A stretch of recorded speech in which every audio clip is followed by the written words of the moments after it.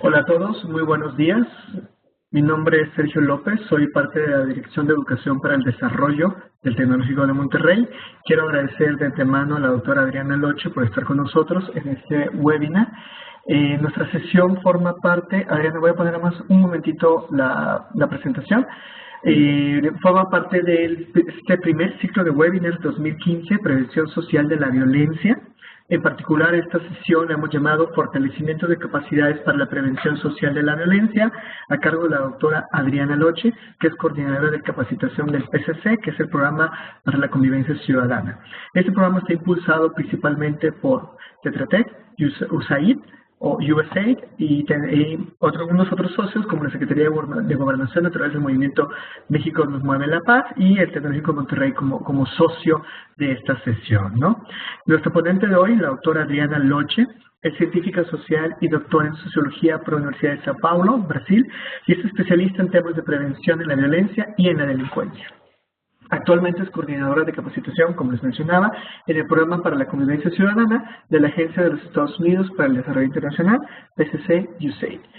Desde 2000 imparte capacitación en temas de prevención social de la violencia para actores en agencias gubernamentales y de organizaciones de la sociedad civil en países tan diversos como en África y de América Latina. Desde 2011 es consultora del Banco Mundial, desarrollando contenidos, y es una de las principales autoras del curso en línea Urban Crime and Violence Prevention. Desde 2008 a 2010 fue tutora del Diplomado Ciudad Segura, Estrategias y Acciones Básicas, que se imparte a través del Tecnológico Monterrey. Este proceso fue una de las piezas fundamentales para lograr su éxito inicial, y ese diplomado pues ha continuado vigente, ya evolucionando con nuevos contenidos y con nuevas visiones. Es también autora del Manual para la Capacitación en Materia de Prevención Social de la Violencia y la Delincuencia, que es una publicación de USA Consego en el 2015, que incluso está disponible en línea en forma gratuita para todos ustedes los que estén conectados, ¿no? En un momento más, de hecho está a través de la página del PCC, se los voy a poner en un momento más, es www.pcc.org.mx, repito, www.pcc.org.mx, en un momento más se les escribo, y ahí es donde van a poder ver este catálogo que es sumamente interesante y sobre todo sumamente valioso para que todos ustedes lo puedan aplicar en sus organizaciones o en sus comunidades, ¿no? Algunas recomendaciones para la sesión: voy a mantener los micrófonos apagados. Esto es únicamente para poder que nuestra instructora pueda desarrollar bien el webinar, y en su momento ya vamos a tener un pequeño espacio para diálogo y para comentarios de todos ustedes. También pueden escribir sus inquietudes o sus comentarios o sus preguntas a través del chat. El chat está disponible en su lado derecho inferior. De hecho, ahorita ya nos han saludado los diversos participantes. Hay personas que tenemos conectados en Chihuahua, en Ciudad de México, etcétera.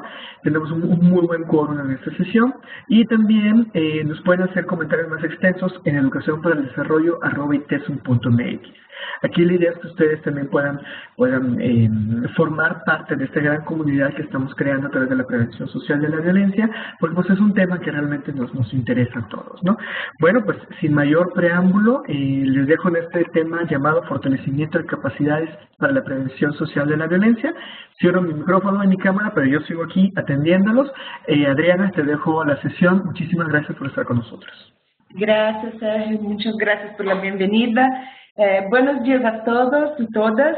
En primer lugar, yo quiero agradecer a los organizadores por la invitación para hablar en este webinar y a todos y todas ustedes que nos acompañan en esta sesión.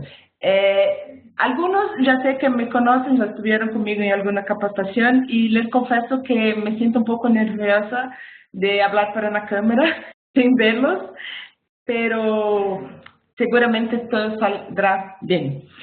Bueno, el tema del webinar, como ya mencionó Sergio, es fortalecimiento de capacidades para la prevención social de la violencia. ¿Y por qué elegimos este tema? Bueno, lo elegimos por diversas razones. Una de ellas es que el enfoque preventivo requiere un conocimiento específico sobre los riesgos y causas de la violencia, así como las oportunidades y contextos que facilitan su ocurrencia, o sea, un buen diagnóstico. porque también la prevención requiere una acción planeada y coordinada de carácter integral y multisectorial de mediano a largo plazo, o sea, una buena planeación y una buena gestión. Porque la intervención en el tema de la prevención debe ser basada en evidencias de su eficiencia, eficacia y efectividad.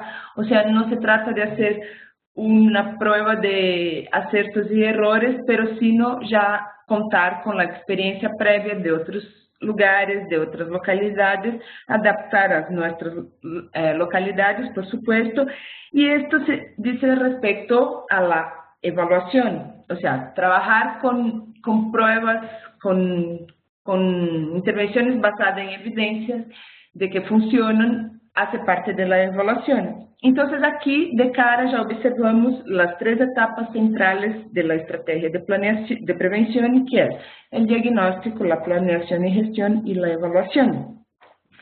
Y por fin, para aterrizarnos el tema en México, para focalizarnos aquí en México, porque las capacidades institucionales, el fortalecimiento de las capacidades institucionales es uno de los 5 objetivos del Programa Nacional para la Prevención Social de la Violencia y la Delincuencia.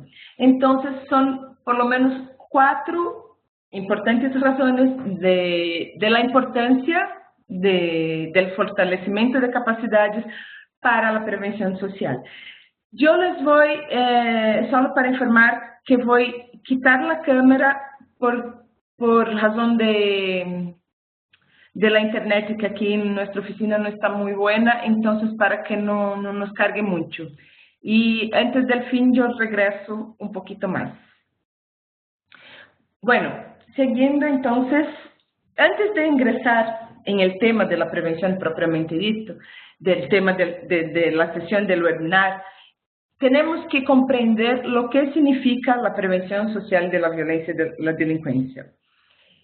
La prevención social de la violencia y la delincuencia se refiere básicamente a un conjunto de medidas integrales que tienen por objetivo reducir los riesgos y causas de la violencia, así como las oportunidades y contextos que facilitan su ocurrencia. Su premisa básica es evitar la ocurrencia del delito a través de la comprensión de sus causas y los factores de riesgo asociados a estos. Si ustedes quieren acompañarme, las diapositivas están en la pestaña webinar. Me imagino que ustedes pueden verlas bien. Regresando. Entonces, la prevención básicamente se difiere de la represión, que era lo que más hacíamos en respecto a la violencia, o sea, reprimir los actos de violencia y delito en varios sentidos. Y entre ellos podemos destacar que la represión actúa después de ocurrido el delito o la violencia, mientras la prevención actúa para reducir las causas y riesgos asociados a estos fenómenos. Mientras uno es más de corto plazo, la prevención es algo de mediano o largo plazo. La represión es puntual y la prevención es integral. Aunque tengamos políticas de represión que son nacionales, que son grandes, lo que está diciendo con puntual es que trabajamos sobre el delito, sobre el delincuente y no sobre todas las causas que promueven la violencia y la delincuencia. La represión es de responsabilidad exclusiva de los cuerpos policíacos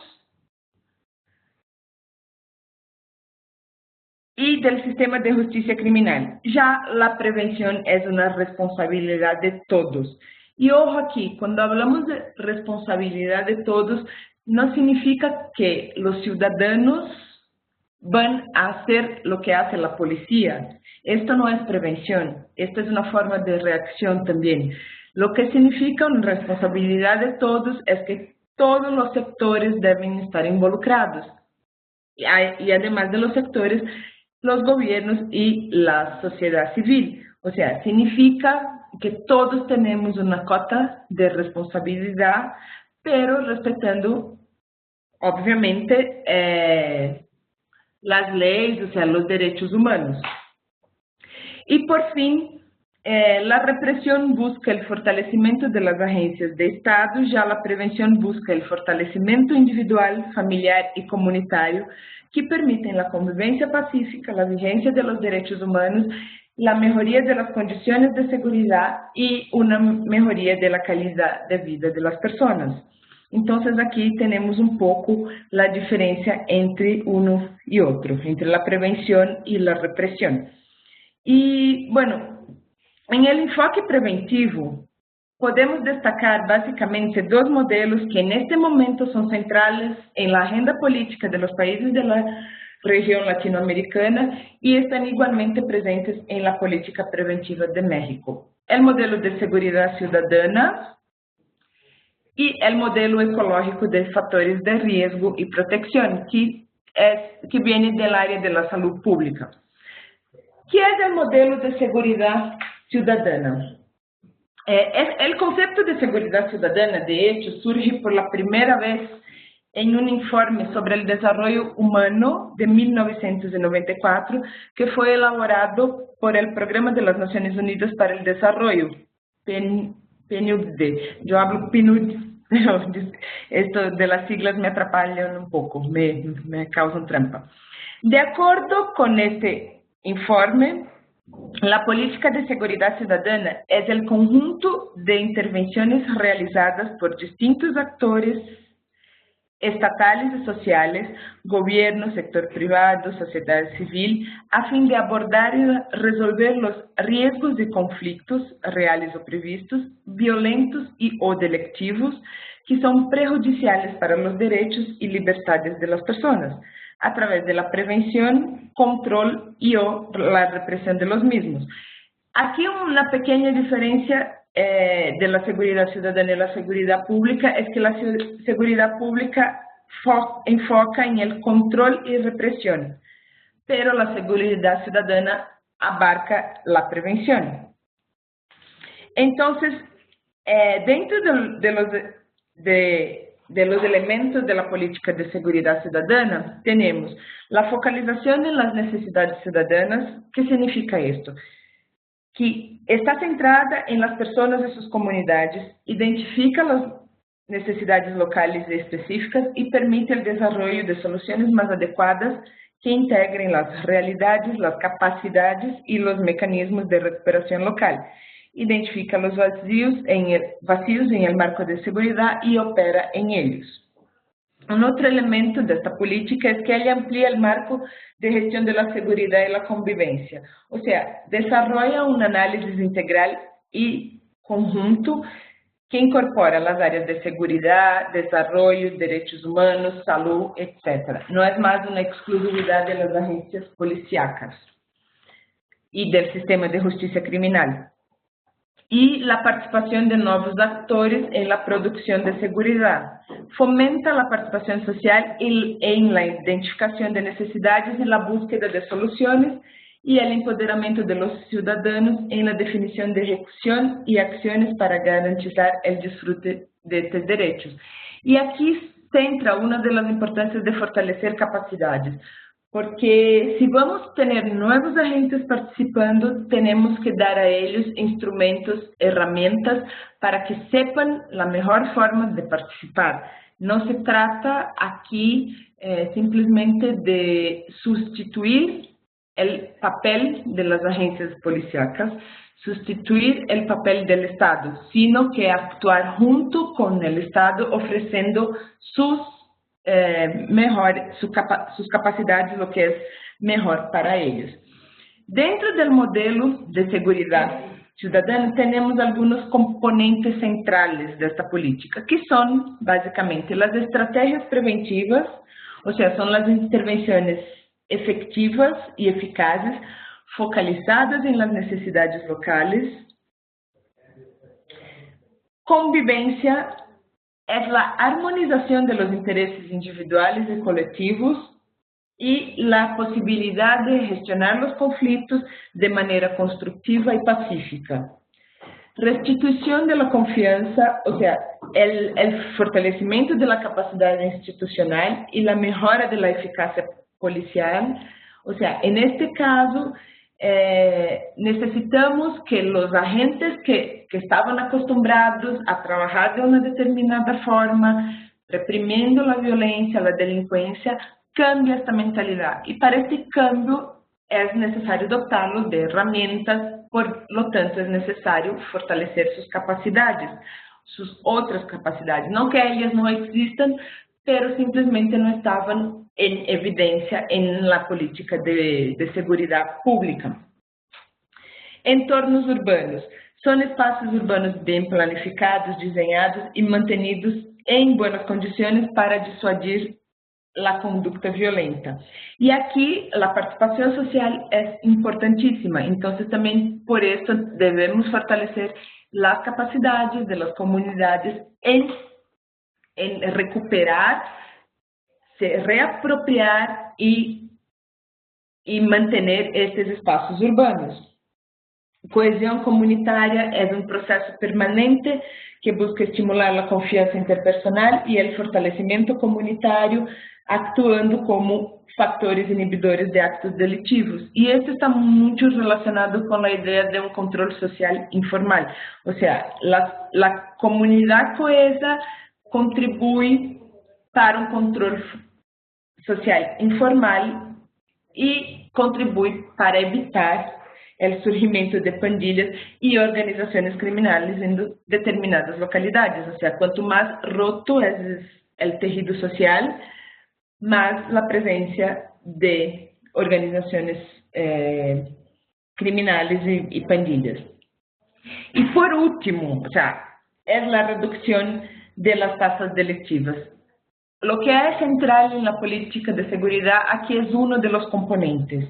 Entonces, y también la forma de la reducción de estas tasas delictivas, la respuesta a esto es de una otra manera, que sería acciones integrales que actúan sobre los factores de riesgo, mientras la reducción de tasas delictivas en el modelo de seguridad pública está mucho más relacionado a la sanción, la penalización, a los arrestos, que a trabajar con las condiciones que llevan al delito.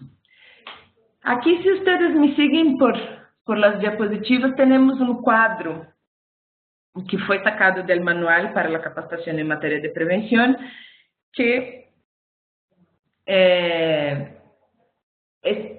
ustedes tienen disponibles por internet, está en la comunidad virtual de aprendizaje, que al final voy a hablar un poquito de ella también, con las principales diferencias entre un modelo tradicional de seguridad pública y el modelo de seguridad ciudadana. Entonces, el enfoque, por ejemplo, la seguridad pública es la protección del poder y de las instituciones del Estado. La seguridad ciudadana es en las personas, en la protección de las personas y las comunidades. El interés principal en la seguridad pública es la legalidad. O sea, cumplir la implementación de la ley es esto.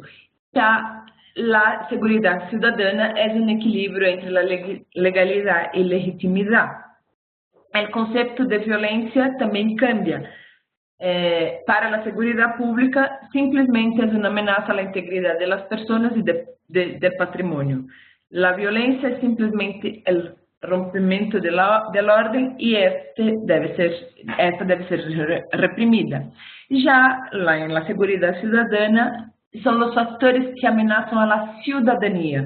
No es más individual, pero sino una cosa más colectiva. La violencia es multicausal y por ende necesita de una acción, una estrategia multisectorial que combine prevención y control. El papel de los ciudadanos en la prevención, en la seguridad pública, son receptores de la política de seguridad. No tienen participación en la definición o gestión de esta política. Ya en la seguridad ciudadana son ellos el centro de la política y su principal beneficiario. Juegan un papel importante en la definición y gestión de las políticas locales de seguridad ciudadana.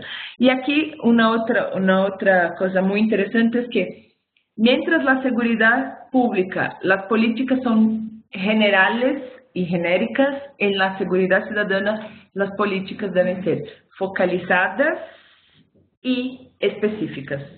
O sea, no pueden ser, porque cada calle, los problemas que se originan en una determinada colonia, polígono, como queremos llamar, barrio, serán diferentes de otro por las dinámicas sociales.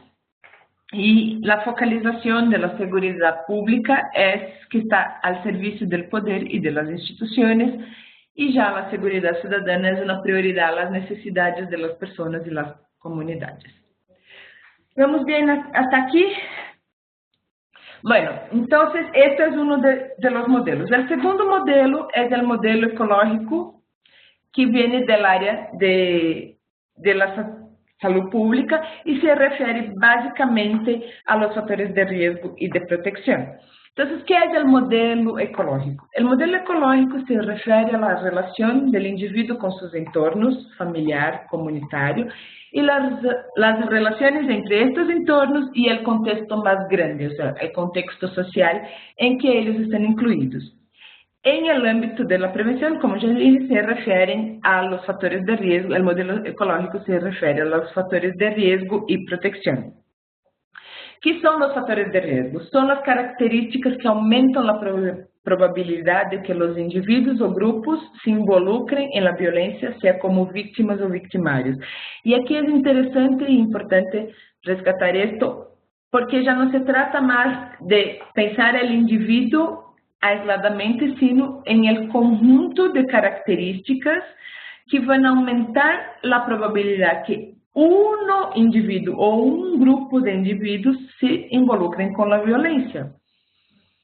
Ya los factores de protección ya son los activos o las características de las comunidades que disminuyen la probabilidad de que los individuos o grupos de individuos se involucren con la violencia y la delincuencia. Son de una forma general los contrapuntos de los factores de riesgo. ¿Y por qué es importante? ¿Por qué yo estoy haciendo esta introducción para hablar del fortalecimiento? Porque todas estas, sea el tema de seguridad pública, sea el tema del modelo ecológico, de los factores de riesgo, son muy recientes en América Latina, por lo general, y en México también. Entonces, las personas tienen que conocer estos elementos, esta nueva gramática, vamos a decir así, tiene que ser conocida para que las personas entiendan también cómo las políticas se están siendo estructuradas. Y aquí en México esto es fundamental porque el Programa Nacional para la Prevención Social de la Violencia y la Delincuencia está basado en estos dos enfoques, sea el enfoque de la seguridad ciudadana o sea el enfoque de los factores de riesgo de la salud pública. Entonces, aquí, siguiendo en el modelo ecológico, tenemos los niveles del entorno social. Tenemos el individuo, el nivel individual, el relacional, o sea, todo lo que se concierne al individuo. Después, su ámbito más cercano de relaciones, ya fuera de la casa, la comunidad, y esta incluida. Y todos estos factores, estos niveles van a tener una influencia unos sobre los otros, o sea, son interrelacionados. No hay como decir, no hay como hacer una lista de chequeo para decir, si el individuo posee estas características, va a ser un criminal, va a ser un delincuente o va a ser una víctima de la delincuencia. No, porque todo está relacionado y es el conjunto de estas interrelaciones, o sea, cuanto más factores de riesgo intervienen, o factores de protección, aumenta o disminuye la probabilidad de involucrarse con la violencia. Y aquí un poco lo que sería cada uno de los niveles, que son las características inherentes a la persona o que forman parte de su historia personal de vida. Por ejemplo, y aquí les doy un ejemplo. Para la violencia juvenil, ser hombre es un riesgo mayor de estar involucrado con la violencia, sea como víctima o victimario. Ya para otros tipos de violencia, ser del sexo masculino no es la misma. O sea, la violencia doméstica, por ejemplo, la violencia familiar, ya la característica biológica individual, que sería una característica, sería el sexo, ya es más un riesgo si uno es mujer y no hombre.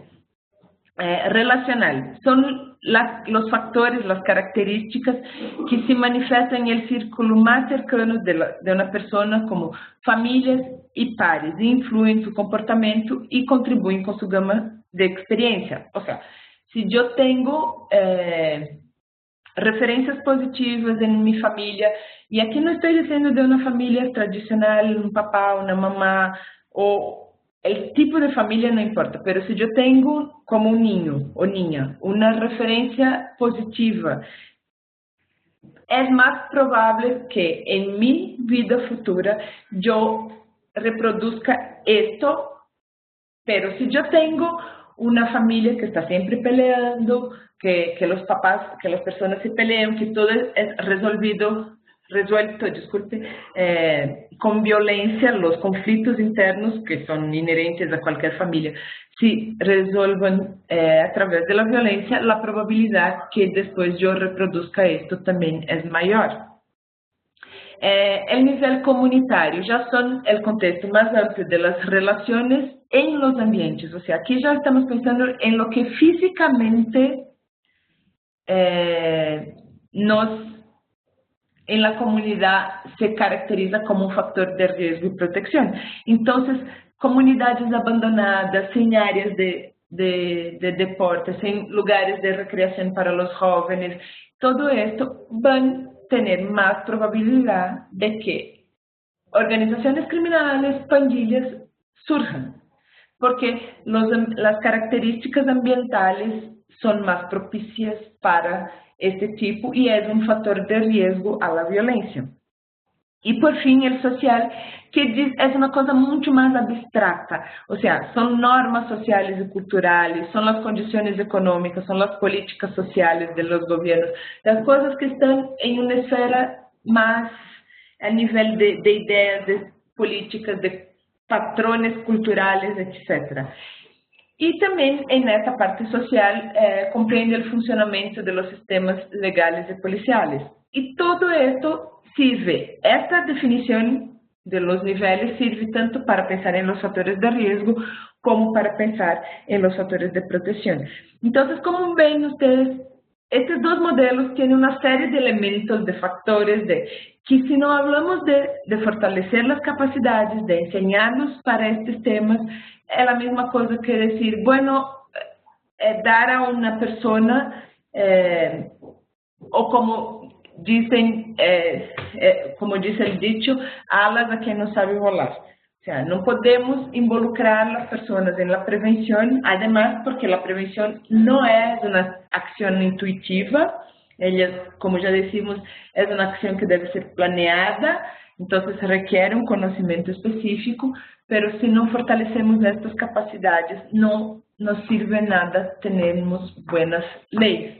Y esto viene mucho ya de la experiencia que leyes, programas, lo que sea, de la experiencia de otros países que simplemente se cambiaba la política, pero no se dotaba, no se ofrecía a la gente, a los operadores, en primer lugar, las condiciones de operar esta política, ¿no? Y aquí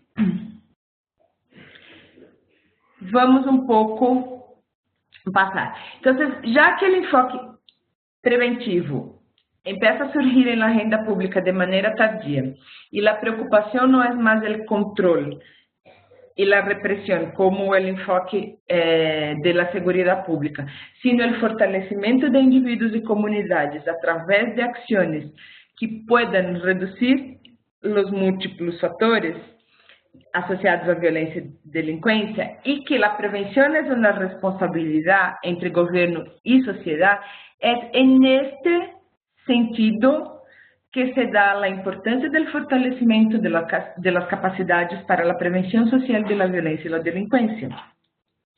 O sea, impulsar y o incrementar las capacidades necesarias para hacer operativa la política de seguridad ciudadana y el enfoque de reducción de riesgo. Esto sería el principal objetivo del fortalecimiento de las capacidades. No se trata aquí, como yo decía, a veces sí hay gente que nunca tuvo contacto con el tema, pero muchas veces sí habían personas que ya trabajaban en el tema, pero sin tener la comprensión integral de lo que era el tema. Y para decir un poco de mi experiencia personal ahora trabajando con organizaciones de la sociedad civil aquí en México, y también ya había pasado en Brasil, muchas veces hacían trabajos de prevención, pero sin saber qué estaban haciendo.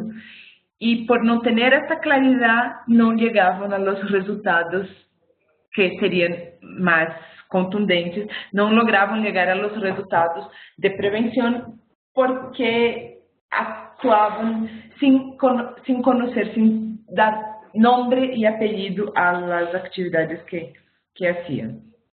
Entonces, si el objetivo del fortalecimiento de capacidades es impulsar y o incrementar las capacidades necesarias para ser operativa la política de seguridad ciudadana y el enfoque de reducción de riesgos, ¿cuáles son los objetivos específicos del fortalecimiento de las capacidades? Primero, homologar conceptos sobre prevención, o sea, sobre lo que es violencia, cuáles son los tipos de violencia, lo que es la prevención, cuáles son los niveles, los tipos de prevención, los niveles de prevención, todo esto. ¿Por qué? Porque si estamos hablando de una política nacional, aunque sea para ser adoptada localmente, tenemos que, desde Tijuana a Mérida, a Cancún, todos hablando la misma lenguaje. Si no, esto se convierte en un verdadero caos, o sea, la gente no sabe lo que está haciendo y ahí es mucho más difícil evaluar los programas. Otro objetivo, proporcionar herramientas para planear políticas públicas. Porque una cosa que tenemos que tener en la prevención, mientras la reacción no necesita mucho tiempo, la prevención es un trabajo de hormiga, es un trabajo continuo que debe ser hecho, aun cuando se reducen los niveles, los índices de criminalidad, de violencia, de lo que sea, debemos dar seguimiento a la prevención. Entonces, para que dejen de ser también una respuesta de gobiernos para hacer una política de Estado, o sea, una política pública. Entonces, con el fortalecimiento estamos proporcionando herramientas para esto. Proporcionar herramientas para diseñar, planificar, implementar y evaluar políticas, estrategias de prevención. O sea, empecemos pequeño con los elementos básicos, que es diagnosticar el problema, pensar la intervención, o sea, planear la intervención, definir cuáles son los indicadores de éxito de nuestra intervención, o sea, los indicadores de resultado, todo esto, para posteriormente poder evaluar, acompañar, dar seguimiento a las estrategias para hacer los ajustes necesarios y poder criar de ahí, sí, políticas públicas. En el fortalecimiento de las capacidades, también uno de los objetivos es resaltar la importancia de la articulación gobierno y comunidad. Porque hay que entender ya que no es que es solo el gobierno haciendo su parte, pero las comunidades también tienen que ser actores, tienen que ser protagonistas en esta relación, en la prevención. Otro objetivo específico, promover cambios de comportamento e atitudes para generar comunidades seguras e saudáveis. E aqui vou dar um exemplo que hablo sempre em mis talleres, que seria, dois exemplos de hecho. Não podemos tratar la prevención como si fuera reacción. O sea, hacemos una intervención y así que mejoramos, nos vamos y dejamos las cosas como están. No, esto es reaccionar a un problema, no es prevenir el problema. Entonces, esto ya es un cambio de comportamiento. Y el segundo cambio de comportamiento, y ahí toca especialmente a los funcionarios públicos, que es el tiempo. Estamos diciendo que la prevención es una acción, una intervención, una estrategia de mediano a largo plazo. Y aquí tenemos gobiernos que son de 3 años, los municipales, y de 6 años los estatales y federales, ¿no? Y el federal. Entonces, los funcionarios con quien estuve siempre me dicen, pero ¿cómo voy a hacer si el primer año llego, estoy solo conociendo, el segundo, cuando empieza el tercero ya tengo que salir? Lo que tenemos, y ahí es un cambio de comportamiento y de actitud, es que estamos funcionarios públicos, pero somos ciudadanos. Y en este sentido de la ciudadanía, que la prevención, que vamos a actuar, que somos corresponsables por la prevención. Y además, y en este sentido también que les digo que si soy funcionaria, estoy tomando un curso, no importa si voy a hacer en el momento en que estoy funcionaria, pero por lo menos salgo con herramientas que me permitan promover cambios de comportamientos, que me permitan generar estrategias de prevención para cuando yo esté, por ejemplo, ciudadano. Entonces, esto yo quiero resaltar de la importancia del fortalecimiento de las capacidades en este sentido. E, por fim, não menos importante, ou seja, são todos objetivos específicos, é de generar estratégias de prevenção que melhorem a segurança nas comunidades desde uma perspectiva de corresponsabilidade entre governo e sociedade. Então, estes são um pouco os elementos claves de uma política de prevenção e por que a importância do fortalecimento de capacidades para a prevenção social. E dicho esto todo, agora vou fazer um pouco uma propaganda do PCC, do Programa para a Convivência Ciudadana, que é um programa, como já dijo Sérgio, é executado por uma empresa que se chama Tetratec, pero é financiado por o SAID. E este financiamento viene dentro del marco de la iniciativa Mérida, que, como ustedes conocen, fue un acuerdo de cooperación bilateral en temas de seguridad firmado entre Estados Unidos y México con la finalidad de llevar a cabo esfuerzos conjuntos para contrarrestar la violencia generada principalmente en los estados fronterizos. La iniciativa Mérida está compuesta de 4 pilares fundamentales que son disminuir la capacidad operativa del crimen organizado, institucionar la capacidad de mantener el Estado de Derecho, crear la estructura fronteriza del siglo XX y construir comunidades fuertes y resilientes. Y es en el marco de este pilar 4 de construir comunidades fuertes y resilientes que surge el Programa para la Convivencia Ciudadana, el PCC, que inicia sus operaciones aquí en México en febrero de 2012 con el objetivo de fortalecer y promover las comunidades resilientes, pero también a través de un trabajo conjunto con los 3 órdenes de gobierno, la sociedad civil y las comunidades. Parte del éxito del programa descansa exactamente en el fortalecimiento de las capacidades, sea institucionales, en el caso del gobierno, pero también de organismos de la sociedad civil y otros, para diseñar y ejecutar políticas, programas proyectos de prevención del delito y de la violencia, tanto a nivel junto con gobiernos locales como en un nivel más de gobierno federal.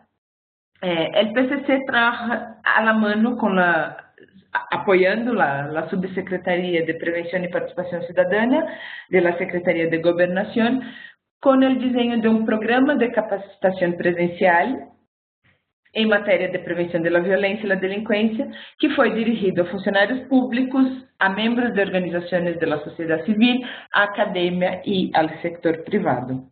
Solo en este año de 2015, nosotros, el Programa para la Convivencia Ciudadana, capacitamos a más de 600 personas de diferentes sectores en temas de prevención, conceptos, prácticas, fueron diversos temas de capacitación y lo que queda de esta experiencia.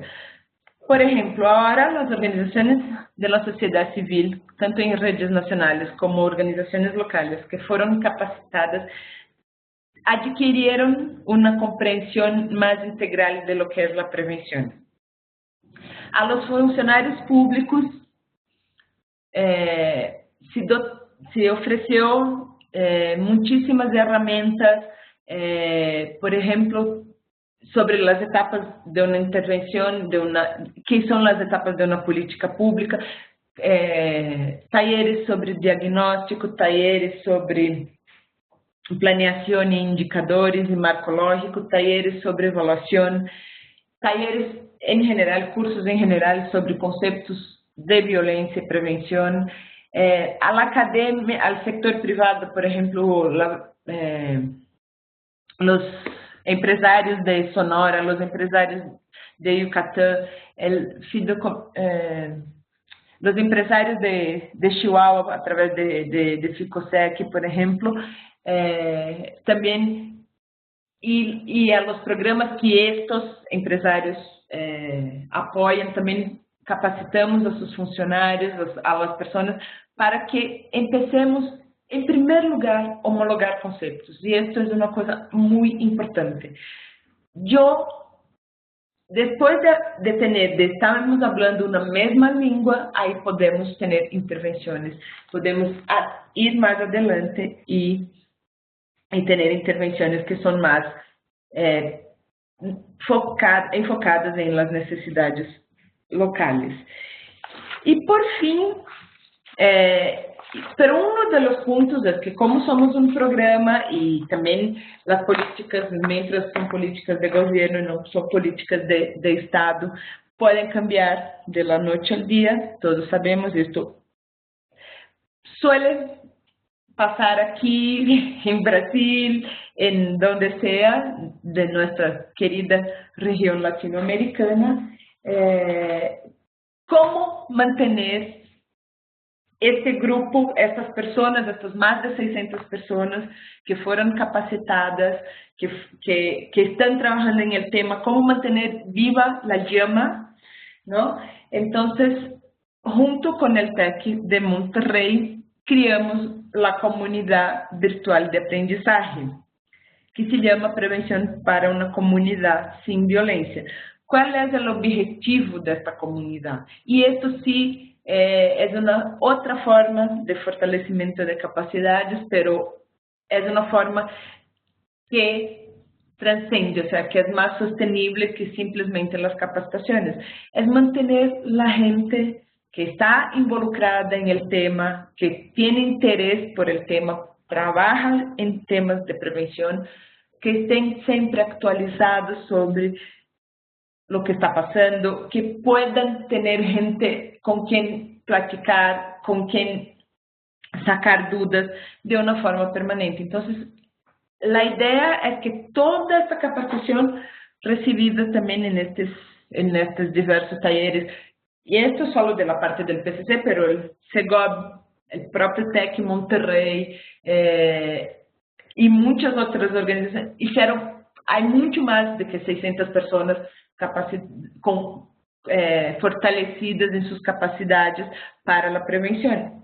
Y la idea ahora es que a través de esta comunidad, estas personas puedan ser los grandes protagonistas, o sea, que todo el saber ya existente, el que fue adquirido, el que fue transformado, sea ahora una forma de regresar, de aplicarlo a sus prácticas cotidianas.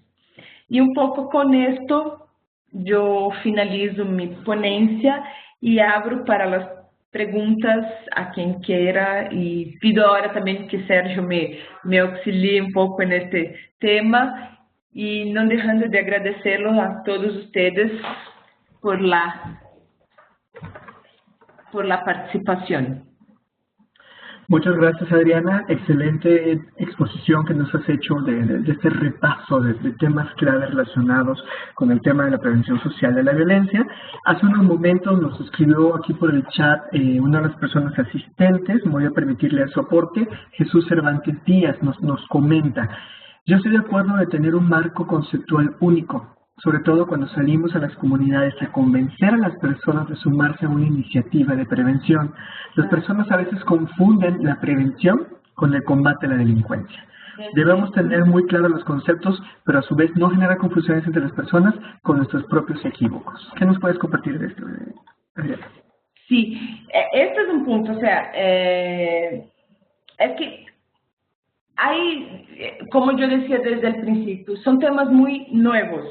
O sea, mesmo, voy a intentar hacer una analogía en el área de la salud.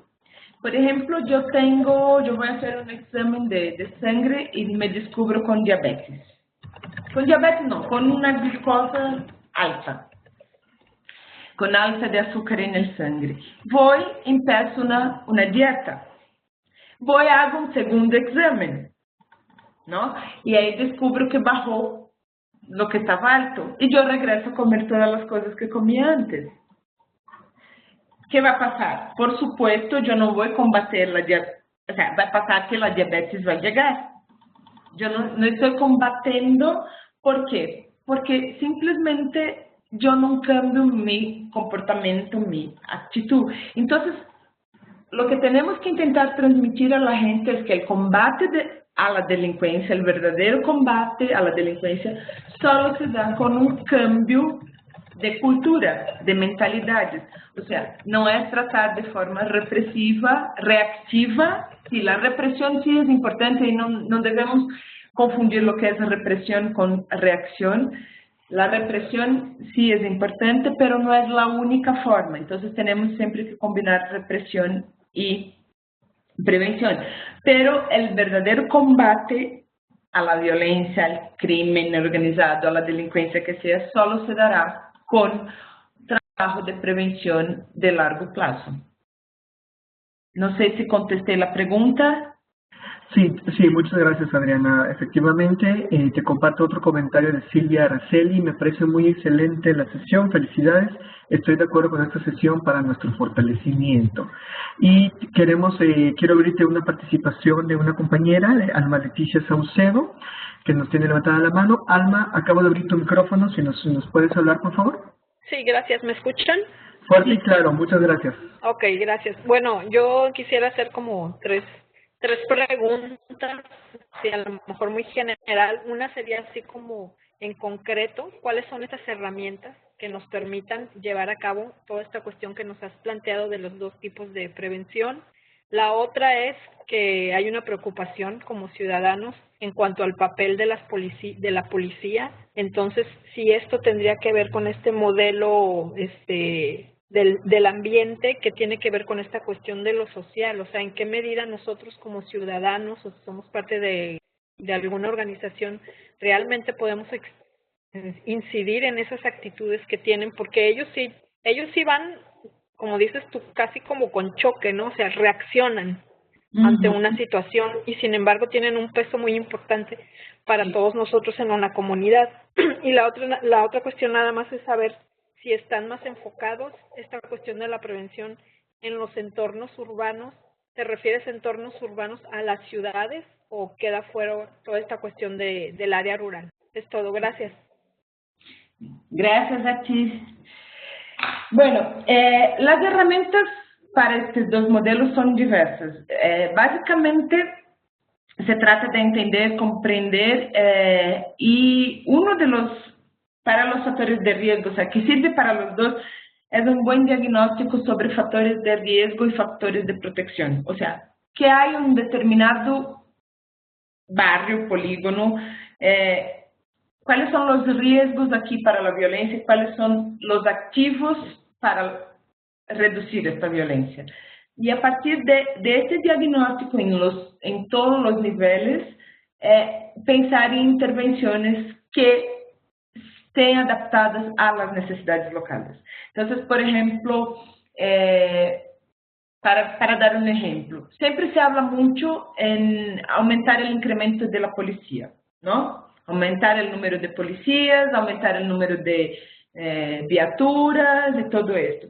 Pero no necesariamente es una política que va a responder a una necesidad local de un determinado barrio, de una determinada comunidad. Entonces, en este diagnóstico de factores de riesgo y de protección, tenemos una claridad mayor de lo que de hecho necesita y de lo que hay que puede ser fortalecido localmente, para que la política, el programa, la intervención tenga su sostenibilidad a lo largo del tiempo. La segunda pregunta, el papel de la policía es fundamental, pero la diferencia es que ahora ella es uno más y no es el único. Entonces, la policía sigue teniendo, o sea, estamos en un estado democrático de derecho donde la policía tiene el monopolio legal del uso legítimo de la violencia. O sea, ¿qué significa eso? Que demos a ella la posibilidad que, por si acaso, si sea muchísimo necesario, use la violencia. El punto es que nuestras policías tomaron esto, estoy diciendo de las policías porque yo por años las estudié, tomaron esto como si fuera la regla principal. Y esto también fue cuando empezó la desconfianza entre policías, comunidades de policías. Entonces, lo que debe hacer la policía ahora en este nuevo modelo, buscar un modelo de policía comunitaria también focalizada en que se visa mucho más la resolución de problemas que la represión de la criminalidad. La represión de la criminalidad va a ser al final una respuesta, una consecuencia de toda esta política previa. Pero como yo decía, son programas de largo plazo, de respuestas que llevan más tiempo para venir. Entonces, ahí tenemos la disputa entre las necesidades políticas y las necesidades reales. Las necesidades políticas son dar respuestas rápidas a un problema y las necesidades reales es tratar el problema hasta que él se disuelva por completo. Y en ese sentido de la policía comunitaria, ahí los ciudadanos tienen una incidencia muy grande porque significa cogestionar la política de seguridad. Y ahí es decir, lo que es cogestionar, es decir, mira, esta forma de actuar de ustedes aquí en este barrio donde hay muchos jóvenes, para dar un ejemplo, no funciona, tenemos que pensar en una forma que se incluyan y no dejar simplemente que la policía tome todas las decisiones respecto a esto, a lo que sería la garantía de la seguridad. Y ahí solo hago siempre esta recomendación, no se trata de hacer lo que es específico del trabajo de la policía. O sea, no voy a armarme, no voy a crear una autodefensa, no es esto. Simplemente es decir, es gestionar el problema en conjunto. Entonces, sabemos, es como la educación no es solo una cuestión de los maestros en la escuela, la seguridad no es solo una cuestión de los policías en la calle, ¿ok? Y el tercero, sí se enfocan básicamente en áreas urbanas, pero también se puede adaptarlas a las áreas rurales. Y ahí, ¿por qué? Porque exactamente cuando trabajamos en el modelo ecológico de los niveles, de individual, relacional, comunitario, los factores de riesgo que aparecen en estas áreas y de protección también van a ser muy distintos de los factores de riesgo y protección que aparecen en áreas urbanas. Entonces, es una herramienta que es adaptable en diversos contextos. Pero es que, dependiendo, la violencia más visible está en los entornos urbanos, cuando la violencia más invisible está en los entornos rurales. Entonces, no sé si contesté las preguntas. Sí, Adriana, muchas gracias. Este aporte respecto a las herramientas y sobre todo el papel tan importante en las policías, ¿no? Yo creo que tú comentabas también en específico, una policía comunitaria no es la única respuesta que puede darse ante una situación de un mal funcionamiento o de un funcionamiento deficiente de la policía.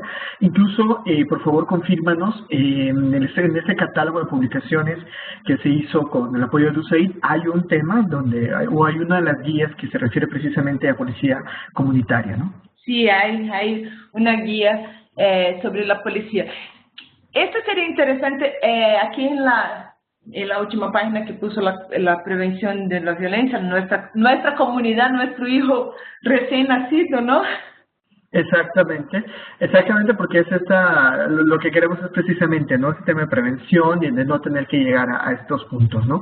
Te comparto otro de los comentarios de nuestra compañera Carla Mendoza. Carla Mendoza dice: totalmente de acuerdo con el tema, excelentes reflexiones, muchas gracias por tan interesante exposición. Tenemos otro comentario de Olivia Quintanilla Aguilar, que está en el estado de Chihuahua. Dice: ¿qué estrategias o herramientas se pueden adoptar para lograr la participación de una ciudadanía lastimada y engañada por la misma autoridad encargada de la prevención y procuración de la justicia, ¿no? Este es un tema muy interesante que nos plantea Olivia, porque cómo superar este tema donde la misma autoridad está involucrada en ciertos temas y que la ciudadanía se siente entre desilusionada, traicionada, entre otros adjetivos, ¿no? Mira, Olivia, qué interesante, Olivia, ¿no? Que hizo la pregunta. Es correcto. Sí, mira, Olivia, qué interesante tu pregunta, porque exactamente de Chihuahua tenemos un ejemplo de recuperación de espacios públicos que hizo una revolución, que es de una organización social que se llama ABC Convivencia.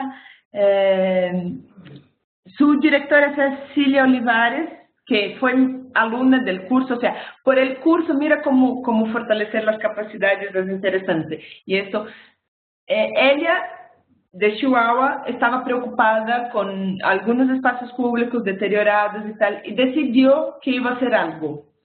Y en ese momento surge exactamente el curso Ciudad Segura, Estrategias y Acciones Básicas del TEC Monterrey, del cual yo fui tutora, pero también contribuí con el desarrollo de contenidos, y ella fue mi alumna en ese entonces. Ella decía, cuando yo decía a la gente que iba a trabajar con las comunidades, me decían: tú estás loca. Tú te vas a meter en un lío y tal. Y ella, con las herramientas adquiridas en esta capacitación, logró hacer un cambio, y su proyecto fue reconocido por USAID y por SEGOV como una de las buenas prácticas mexicanas en prevención de la violencia. Entonces, no te puedo decir cuáles son las estrategias y cuáles son las herramientas, porque hay muchísimas estrategias y herramientas. Lo que te aconsejo es tomar el curso, por ejemplo, de Comunidades Seguras, estar en la comunidad virtual de aprendizaje, porque ahí tú vas a poder usar la mejor estrategia, la mejor herramienta de acuerdo con la comunidad donde estás tú trabajando. Muchas gracias, Adriana, excelente. Incluso ahorita les voy a compartir, me lo voy a pasar ahorita por el chat. Tenemos el testimonio de Cecilia Olivares. Ayer estuvo con nosotros en la presentación de este bebé que nos comentó precisamente Adriana de la comunidad para la prevención sin violencia, prevención por una comunidad sin violencia, disculpen.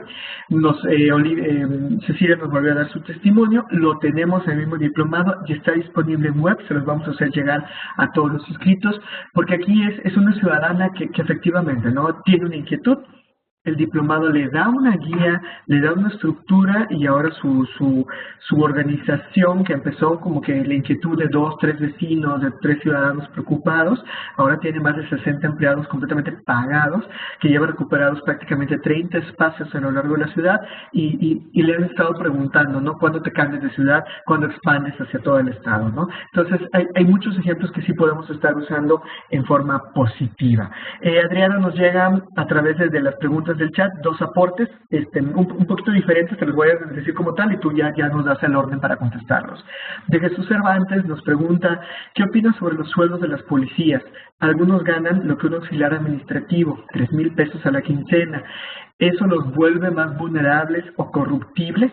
Y otra pregunta de Ramiro Arturo García, dice, gracias por la conferencia, y la pregunta que anteriormente se hacía es sobre los indicadores medibles. ¿Cómo medir aspectos de largo alcance en situaciones donde se exigen resultados inmediatos? Primero por una cuestión presupuestal o por la misma presión de la ciudadanía. Ay, buenísimas preguntas. La primera sobre la policía, sí, los sueldos son una vergüenza, pero los ponen vulnerables, pero la corrupción no tiene que ver con sueldos. La corrupción tiene que ver con la forma, la estructura de las instituciones policíacas en nuestra región. Porque si el sueldo bajo fuera ejemplo de corrupción, o sea, fuera sinónimo de corrupción, teníamos mucho más gente corrupta de que tenemos. Por ejemplo, los que trabajan como personas de limpieza, que reciben también sueldos muy bajos. Por supuesto, son más vulnerables porque están muy cerca de la criminalidad. Pero esto no es el punto, o sea, el punto es que tenemos una estructura de policías, o sea, una institución, es institucional, es estructural, por eso que yo estoy diciendo, y no es una exclusividad mexicana, es de una policía que no pune los agentes que son violentos, que son corruptos, que no hay mecanismos para que la sociedad civil pueda denunciarlos con seguridad y que estos van a ser perseguidos criminalmente, que va a haber ¿cómo se llama? Un juicio contra ellos. Van a amenazar la gente. Entonces, si la estructura cambia, hay formas, o sea, es que la estructura es muy centralizada. Si se descentraliza, si hay más participación social, si hay más transparencia, sí podemos tener menos corrupción en la policía. Pero yo estoy de acuerdo que los sueldos son absurdamente bajos y que sí debería haber un incremento, pero el incremento también tiene que estar relacionado con resultados que no significan resultados como hacen hasta hoy, número de personas que son muertas de presuntos bandidos, presuntos criminales, delincuentes muertos, de todo esto. O sea, hay que pensar en otros indicadores como la sensación de seguridad, la confianza de la población respecto a la policía. Esto sí sería una forma buena de aumentar los sueldos y tener resultados efectivos. Y la otra, este es esencial en la prevención, y ahí no es cómo medir, ¿no? ¿Cuáles los indicadores para medir el alcance a largo plazo cuando los tiempos son cortos y cuando hay una presión sea de los gobiernos o de la propia comunidad?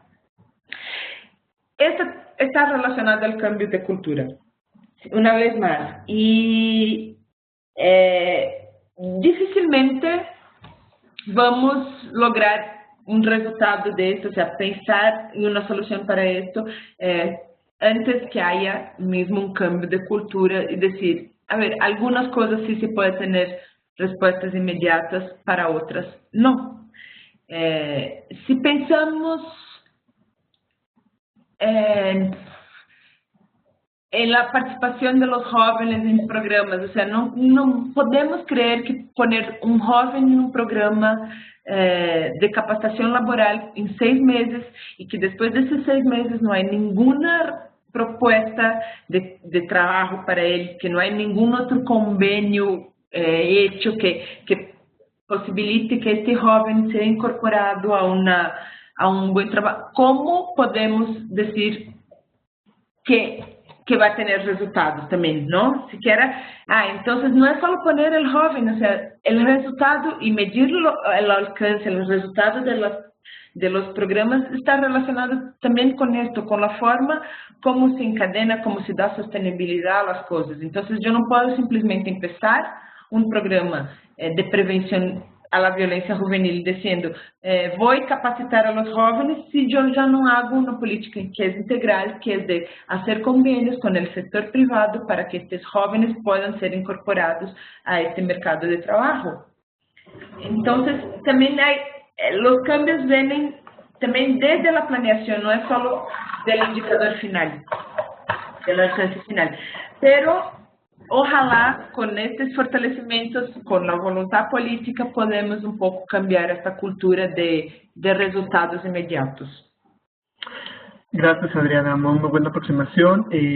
Nada más para concluir el comentario de Jesús, también nos comparte Jesús Cervantes, nos cierra, dice, comenta este tema de los sueldos, porque los mismos elementos argumentan que a veces les faltan sueldos dignos, equipos e insumos, así como un seguro de vida, ¿no? Para poder realizar su trabajo con eficiencia. Y aquí tengo yo una participación muy importante de una de las participantes, de Carla Lisset Mendoza. Nos comenta, les comparto que yo soy policía 100% enfocada a la proximidad social y a la prevención del delito. Y les comparto que su mayor reto es romper con el miedo, apatía o desconfianza de la comunidad de trabajar junto con la policía. Creo que es un cambio de percepción y educación en la ciudadanía para que se abran a trabajar de la mano a favor de todos los ciudadanos que estamos, ¿no? Y coincido mucho, muchas gracias por este aporte, Carla. Creo que también nos falta eso, ¿no? Que como ciudadanos respondamos con confianza a los programas o a las inquietudes, y no dejar la responsabilidad de un solo lado, ¿no? ¿Qué opinas, Adriana? Sí, pero esto viene también de la pregunta anterior, que de una población que está tan desconfiada de sus instituciones, ¿no? Exactamente. Entonces, pero es un cambio de las dos partes, es un cambio de comportamiento cultural y lleva tiempo. O sea, lo que no podemos hacer es, como decimos, hay un dicho en portugués que es tirar el agua del baño con el bebé dentro. O sea, hay que separar bien y hay cosas que sí es que es un proceso de un avance, a veces un retroceso, pero lo que no podemos es al primer momento, al primer desafío decir, esto no funciona. Exacto, muchas gracias.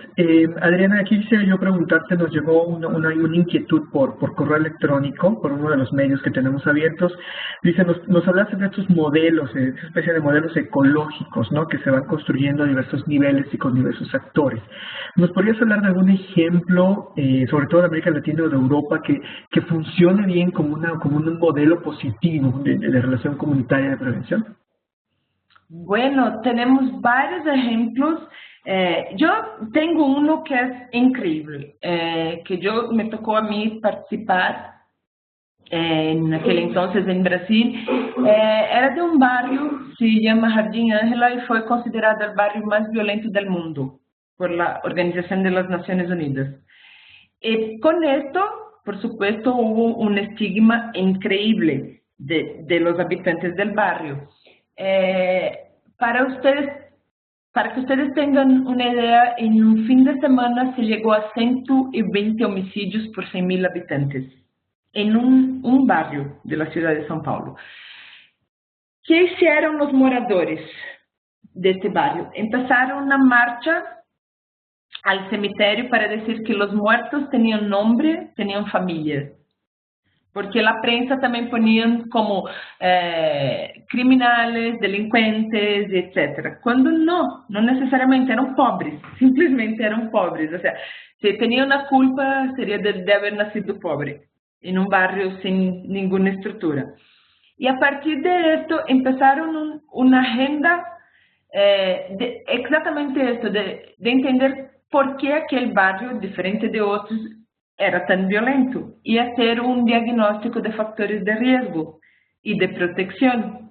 Y a partir de este diagnóstico empezaron a salir las soluciones, o sea, basadas en las necesidades locales. Uno de los problemas, por ejemplo, era que había una tienda de venta de bebidas alcohólicas por cada 10 habitantes. Era una cosa impresionante. Y una de las cosas que percibieron en el diagnóstico es que, o sea, como 40% por lo menos, 40 a 60% de los, no me acuerdo ahora si era 40 o 60, de las muertes eran provocadas por peleas entre las personas que estaban consumiendo en los bares, porque estaban borrachos y porque se enojaban por alguna cosa y sacaban armas. Segundo factor de riesgo, la disponibilidad de armas de fuego en la mano de civiles. Entonces empezaron primero una campaña de cerrar los bares más temprano. El segundo, de cambiar una arma de fuego por alimentos, por cosas que necesitaban para su casa. Y fueron creando agendas de intervenciones de acuerdo con las necesidades locales. Y al final constituyeron una policía comunitaria que venía de la policía estatal del estado de São Paulo, pero ellos formaron los policías.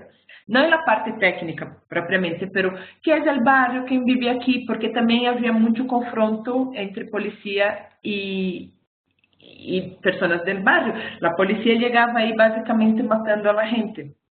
Entonces, este es uno. Hay el caso de Diadema, también en São Paulo, que fue evaluado también, que es de cerrar los bares. Hay casos de Colombia, Bogotá, Cali, todas estas ciudades, todas ellas adoptaron el modelo ecológico y el Desepaz, el programa colombiano, y son todos ejemplos de buenas prácticas. Pero, por supuesto, no podemos simplemente trasladarlas, o sea, son así y aplicamos así, porque las dinámicas de la sociedad mexicana, de la sociedad brasileña, de la sociedad colombiana son distintas. Las dinámicas de los bogotenses, no sé, los que viven en Bogotá es muy diferente de los que viven en Cali, que es muy diferente de los de Medellín. Entonces también hay que adaptar según las dinámicas locales. Excelente, sí, porque luego cometemos ese error tradicional o ese error que continuamente podríamos estar haciendo en América Latina, que es tomar modelos europeos o incluso americanos para implantarlos cuando las necesidades son muy diferentes, ¿no? Cuando el mismo comportamiento es diferente, ¿no? Sí. Gracias. Tenemos dos aportes más, tenemos todavía unos minutos más, Adriana. De José Eduardo Pérez nos dice, buen día, ¿debería de existir un grupo específico de ciudadanos para coadyuvar en las estrategias de gobierno en seguridad con la sociedad? Y tenemos otro aporte de Jesús Cervantes, dice, ¿conoces los grupos VIVOS, V-I-V-O-S, del Estado de México, hablando de policía comunitaria? No, bueno, para esta última no conozco este grupo, gracias. ¿Y lo de la participación ciudadana, qué opinas?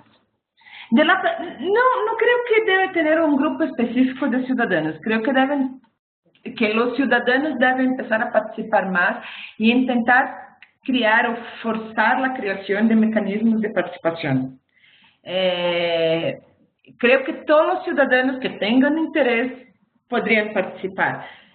Pero a través de los mecanismos, que sean mecanismos sociedad y gobierno, que no sean solo mecanismos de la sociedad civil o solo mecanismos gubernamentales. Ok, perfecto, pues muchas gracias por este aporte. Tenemos una pregunta más que nos llegó por correo electrónico, si me permites. Con toda esta situación que se ha dado prácticamente desde los años 90, tanto en Colombia, en México, en los recientes años en países de Centroamérica, etcétera, ¿has visto un surgir o un despertar más de temas de prevención o realmente ha sido muy lento este despertar de los temas necesarios?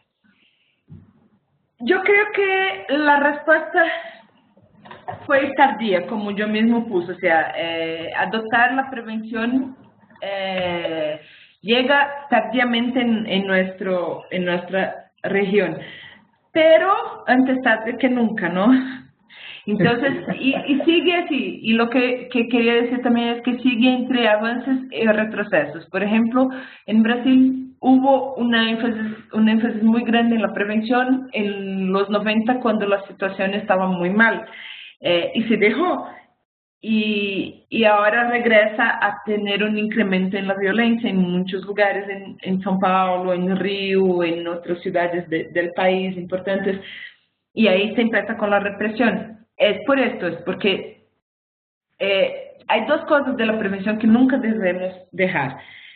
La primera es que no es una reacción, entonces no nos resuelve hacer una intervención para un problema específico y ya. Y después que este problema se resuelve, parar la intervención. No, tenemos que hacer una intervención y crear mecanismos de sostenibilidad comunitaria para que esto siga, para que el problema no regrese. Es el ejemplo que yo decía del azúcar en la sangre. Yo tengo que cambiar mi dieta para siempre, y no solo mientras un examen de sangre y otro, ¿no? Y el segundo de la prevención es que es un trabajo que requiere una acción multisectorial. Entonces, si no logramos tener la integralidad de las acciones y la multisectorialidad, lo que pasa, o sea, aunque la contribución del modelo ecológico de la salud pública, por supuesto, pero no puede ser exclusivo de la salud pública del área. Entonces tenemos que tener educadores, tenemos que tener hasta gente que cuida del presupuesto de los gobiernos, hasta los técnicos o la área de servicios y obras. Y mientras no sea así, no vamos también seguir, la prevención no va a tener los resultados que debería tener, porque no va a haber cambio de comportamientos. No te escucho. Perdón, tenía apagado el micrófono. Muchísimas gracias por esta reflexión. Al momento no hay más comentarios. Me gustaría hacer dos cosas antes de finalizar. Uno, voy a hacer una brevísima presentación de la comunidad de prevención para una comunidad sin violencia. Me tomo un par de minutos y luego te regreso el micrófono ya para un mensaje final, ¿de acuerdo? Sí, perfecto. Excelente, gracias. Entonces, muchas gracias a todos por estar aquí, estar participando en este webinar, Fortalecimiento de Capacidades para la Prevención Social de la Violencia. Yo quiero tomarme solo un par de minutos para presentarles precisamente esta comunidad que ayer fue presentada en Monterrey y a través de live stream a todo México y América Latina. Esta es una comunidad, espero que aquí la puedan ver, por favor me lo confirman. Se llama Prevención para una Comunidad sin Violencia, disponible en www.prevenciondelaviolencia.org. Aquí tenemos una pequeña muestra de la portada. Y entre los contenidos que tenemos disponibles, pues es, bueno, quiénes somos, a qué nos focalizamos, qué temas estamos abordando, qué es prevención de una comunidad para vivir sin violencia. Es parte de los contenidos que estamos manejando en ella. Particularmente tocamos los temas de violencia familiar, violencia de género, juvenil, escolar y comunitaria, porque a fin de cuentas son una parte de cómo irnos aproximando a documentar. Tampoco tengamos el miedo de hablarle las cosas como son. Esto es violencia, esto es violencia juvenil, esto es violencia escolar, etcétera. Y aquí lo que estamos dando es, bueno, ¿qué cursos tengo? Hay una serie de cursos gratuitos que ustedes pueden accesar. Hay otros que sí tienen un poco más de contenido para este punto. La violencia de género, que es un tema sumamente delicado en México, e incluso durante la presentación nos decían, ya no es solo la violencia frente a la mujer, o la violencia a que eres niño o niña, sino también a las personas transgénero, a los homosexuales, a la comunidad lésbico gay. Hay todo un tema muy amplio de violencia de género que se debe estar cuidando. El tema de la violencia juvenil, como saben, en las grandes ciudades, el tema de los chicos fue algo muy utilizado por el crimen organizado. El tema de la violencia escolar, que ha crecido grandísimamente también en nosotros, y continuamente vamos viendo ejemplos de nuestros vecinos del norte pero que en cualquier momento pueden estar pasando con nosotros. Y finalmente, pues todo este tema de la violencia comunitaria, cómo vamos a ir combatiendo y aproximarnos de una forma más. Uno de los puntos que tenemos en la comunidad es, bueno, cuál es esta actividad de modelos que se pueden compartir, los manuales, las guías, todo esto está disponible para ustedes y sobre todo que está sin costo, que está disponible para que ustedes lo puedan usar, lo puedan bajar. El catálogo de publicaciones con manuales, con contenidos está, hay conferencias, hay chats, hay artículos, hay mucho que pueden estar ustedes utilizando, ¿no? Y también, por ejemplo, nos queremos centrar en 4 grandes puntos, en la parte de capacitación, actualización, innovación y conexión. A fin de cuentas, lo que queremos es crear esas redes sociales que nos permitan crecer y mejorar, ante todo, en nuestra comunidad. Bien, pues creo que por nuestra parte es todo. Los invitamos a registrarse, es completamente gratuito. Háganlo llegar a sus conocidos, a sus organizaciones. Vamos a estar poniendo durante estos días unos pequeños aportes de chats y de foros donde podamos estar reflexionando sobre cada uno de los temas que aquí estamos viendo, ¿no? Entonces la invitación es a capacitarse, actualizarse e innovar y sobre todo a conectarnos para crear mejores redes, ¿no?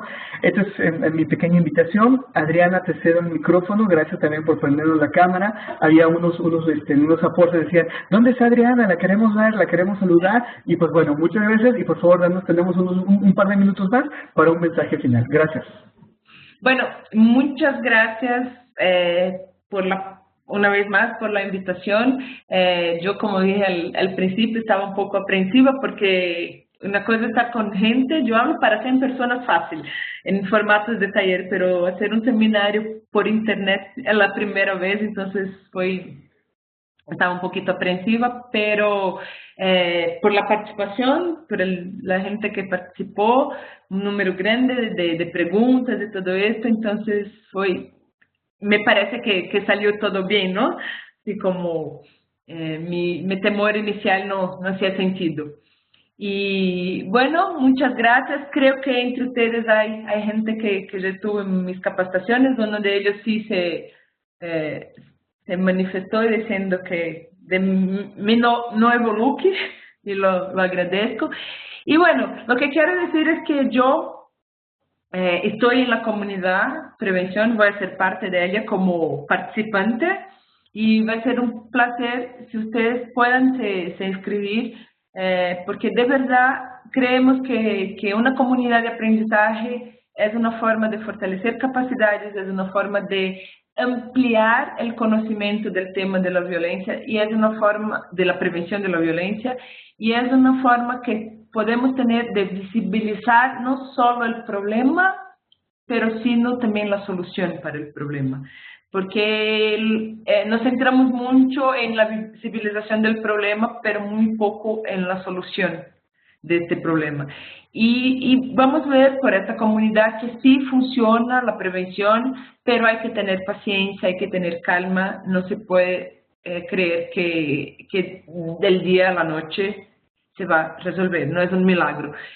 Y tampoco la reacción funciona del día por la noche. La reacción tiene resultados inmediatos, pero no significa que estos resultados son buenos. Porque si fueran, no había el nivel de violencia que vivimos, ¿no? Seríamos sociedades mucho menos violentas. Entonces yo les quería agradecer por la paciencia, en especial con mi acento portuñol, pero muy agradecida de verdad por la invitación y por haber participado de este webinar. Al contrario, Adriana, muchas gracias a ti por tu tiempo. Sabemos que tu agenda está muy compleja, sobre todo por estos últimos días ya en diciembre con el cierre de año, pero pues muchas gracias por estar aquí. Bueno, esta fue una conferencia del ciclo de webinars 2015, Prevención Social de la Violencia.